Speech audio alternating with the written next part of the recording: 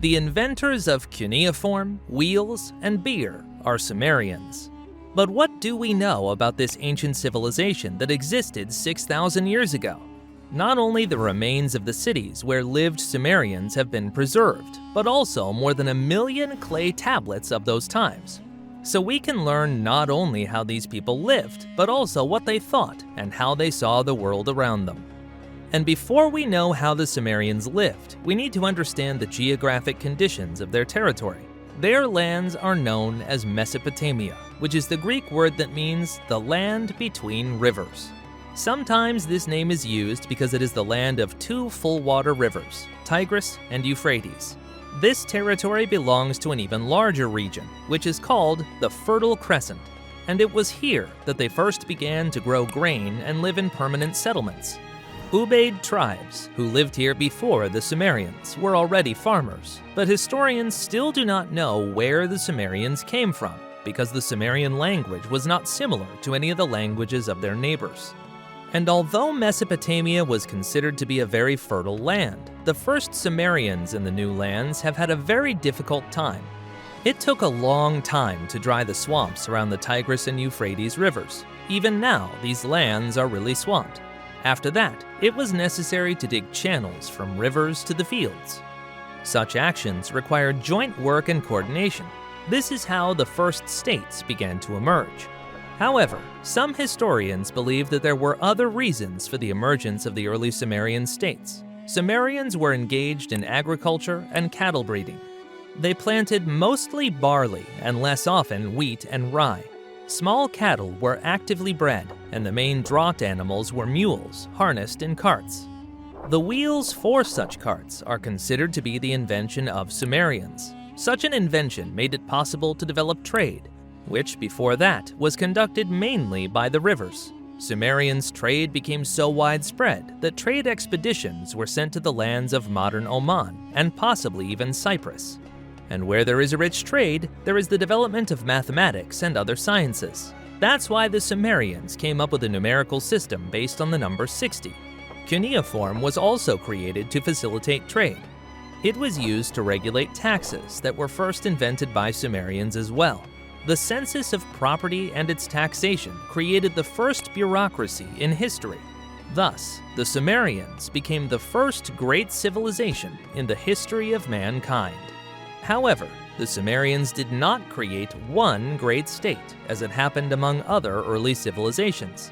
On some lands, many city-states emerged, the largest of which were Eridu, Ur, Nippur Lagash, Uruk. All these cities were originally headed by religious chiefs, the Ensis. Later, a post of a purely military nature appeared among the leaders of these cities. It was called the Lugal, which literally is translated as a great man. The first period of existence of Sumerians' history divided into 2 separate periods. The first period is the period of Uruk. The time is named like this because we know about this period mostly due to the archaeological excavations of the same ancient city. There is also an early dynastic period. The cuneiform records of the time have reached us, and we can learn from there about Sumerian dynasties and kings of this period. All these cities, dynasties, and kings constantly fought among themselves for resources and power. However, none of them could finally defeat the other. On the other side of their lands, nomadic and semi-nomadic Semitic peoples began to surround the Sumerians. One of them, the Akkadians, were able to seize the Sumerian lands, thus making the First Empire. These tribes were named after the capital city of the Akkadian state. But the meaning of the word is still unknown to us, as well as the situation of the Akkadian state. The emergence of the Akkadian state is closely related to the ruler Sargon the Great, who lived in the 24th century BC. This ruler bore the name Sharuken, meaning the true king. Accordingly, it indicates the desire of this king to legalize his seizure of power.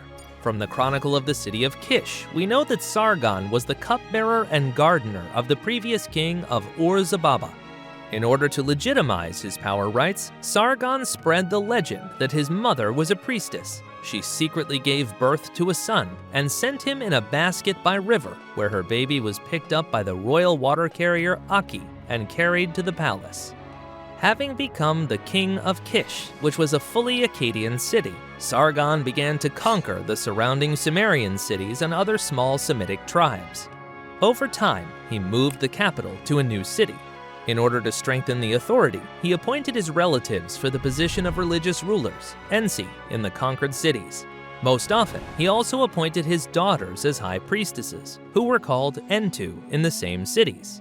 So the Sargon dynasty managed not only to conquer, but also to keep the Sumerian lands for a long time. At that time, the Sumerian and Akkadian cultures were really mixed together. Out of the two languages, the language of Akkadians, which belonged to the Semitic language group and had its distant descendants in the form of Assyrians, remained alive.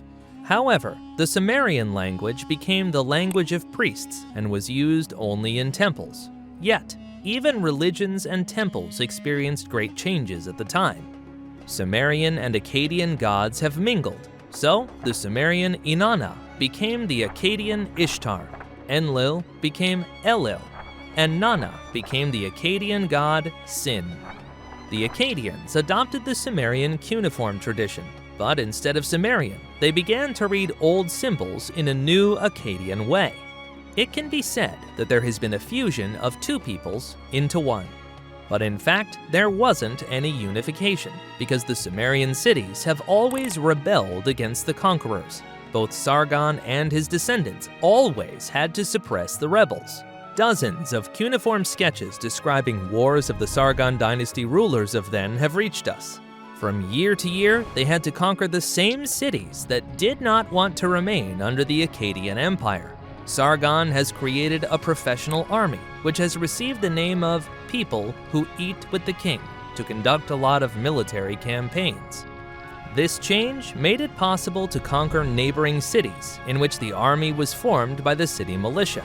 And with this army, Sargon the Great was able to extend the northern borders of his empire as far as the Taurus Mountains. He also organized naval expeditions to the islands of Bahrain and possibly even an expedition to the island of Cyprus. In addition, Sargon the Great carried out administrative and economic reforms, establishing uniform measures of weight, size, and values. He also carried out religious reform, dividing the gods into main and local. The taxation system was also regulated under his rule. At that time, it was conducted with natural products: cattle, grain, or precious metals, silver or gold. The gemstone, lazuli, brought from the east, had much value at that time. It was from the east that the destruction of the Akkadian Empire has started. The Gutian tribes, who already began to invade the territory of the Akkadian state during the reign of Sargon's grandson Naram-Sin, were able to conduct not only minor robberies, but they also successfully crushed the army of the Akkadians. It was in the battles with the Gutians that King Naram-Sin died. Such an event was perceived by the Sumerians as a weakness of the Akkadian Empire, and some rebellious cities even began inviting the Gutians to help fight the Akkadians. And all subsequent Akkadian kings had to rule in eternal wars with nomads. However, the Houthi did not give the Sumerians freedom, and defeating the Akkadians remained in power. Thus, from the 21st century BC began the Gutian period of the history of the Sumerians, which lasted almost a century. At this time, one single state has again disintegrated into dozens of small city-states, in which the coming conquerors from the east held power. But the Gutians didn't rule despotically, nor did they break the old order. Some of them, such as King Gudea of Lagash, not only married the daughter of the previous ruler, but continued the old Akkadian Sumerian order, maintaining the same system that existed in Lagash under Sargon the Great. This Gutian policy became the reason of their quick dissolving among the Sumerians and Akkadians, and already at the end of the 22nd century BC, the Sumerians regained their power. Ur became the main city in the region. Therefore, this period of history is called the Dynasty of Ur, after the dynasty which then ruled the city.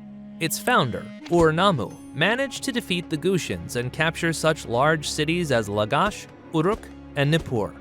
The last one was in the center of the empire. It was an economic and military center. It was the city where all the taxes were collected from all lands. Troops also gathered here. To protect themselves from the attack of nomadic neighbors, Ur-Nammu and his son, Shulgi, settled warriors along the borders of the empire. It is common to believe that the first laws were made only at Babylon by Hammurabi, but the first code of laws was already formalized in the Sumerian era, and we came to cuneiform with it. It is no wonder that Ur reigned with a mighty hand, taking lands, turning the masses of men into his slaves, and forming large armies that lived off heavy taxes. Therefore, when in the middle of the 20th century BC, King Ibisin lost the war to neighboring Elam, everyone perceived this as a weakness and began to rebel, remembering the cruel rule of the Ur kings.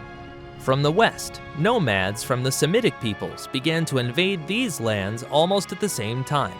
The most successful of them were the Amorites. By the end of the 20th century BC, they had conquered and settled the Sumerian lands.